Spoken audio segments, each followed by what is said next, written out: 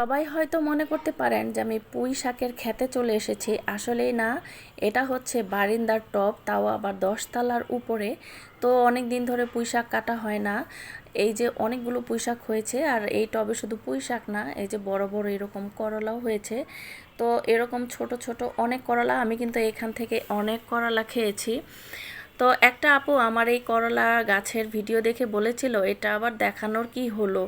আরে ভাই, আপনি যদি শহরে বাস করেন তাহলে গ্রামের সব কিছু আপনার কাছে ভালো লাগবে, গাছপালা, এরকম গাছ লাগানো। আর যদি আপনি গ্রামে বাস করেন তাহলে আপনার কাছে গ্রাম ভালো লাগবে না, ক্ষেত ফসল কিছুই ভালো লাগবে না, আপনার কাছে আবার শহর ভালো লাগবে।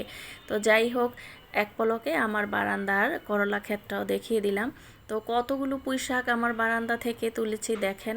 এগুলো দিয়ে কিন্তু 2টা ডিশ রান্না করা যাবে। আর পুঁই শাকগুলো কী যে ফ্রেশ, এগুলো দেখেই মনে হচ্ছে যে কাঁচাই খেয়ে ফেলি।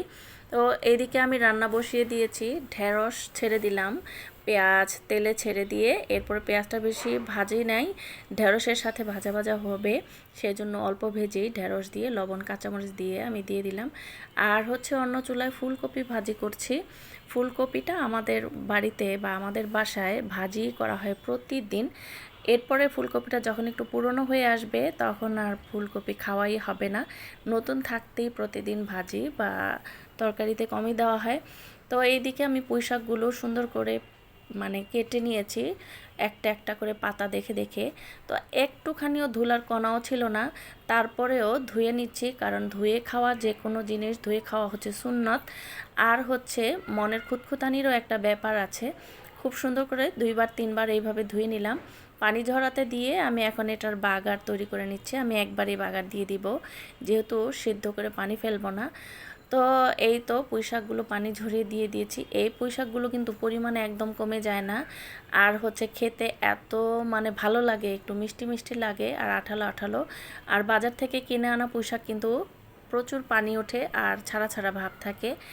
তো এদিকে হচ্ছে পেঁয়াজ ভেজে গরম মশলা দিয়ে দিলাম, একটু ভেজে আমি আদা রসুনের পেস্ট ভেজে একটা মশলা কষিয়ে নিয়েছি। দেশি মোরগ ভুনা করব, সরি ভুনা না, আজকে আলু দিয়ে একটু ঝোল রান্না করব।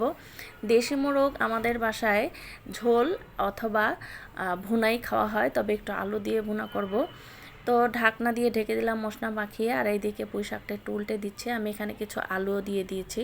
তো আমার হাজব্যান্ড বলছিল যে পুঁই শাকের সাথে একটু আলু দিয়ে ভাজি করার জন্য। তো এটাকে নেড়ে চেড়ে পানি শুকানোর আগ পর্যন্ত আমি ভেজে নিব। আর এইদিকে দেশি মোরগের মাংসটা কিন্তু খুব ভালো করে কষানো হয়েছে, তেল উঠে এসেছে। তো এখনই আমি দিয়ে দিলাম আলু। আলু মাংসের সাথে আমাদের বাসায় সবাই পছন্দ করে, বিশেষ করে গরুর মাংস আর হচ্ছে দেশি যে কোনো মোরগ মুরগি। আমাদের বাসায় আবার দেশি মুরগি খাওয়া হয় না, দেশি মোরগ। তো ঝোল দিয়ে কিছুক্ষণ সিদ্ধ করার পরে আমি ভাজা জিরা গুঁড়া দিয়ে দিলাম। ভাজা জিরা গুঁড়াটা দিয়ে আর একটু নেড়ে চেড়ে কিছুক্ষণ চুলায় রাখবো। তো এইভাবে কিন্তু দেশি মোরগ আলু দিয়ে ঝোল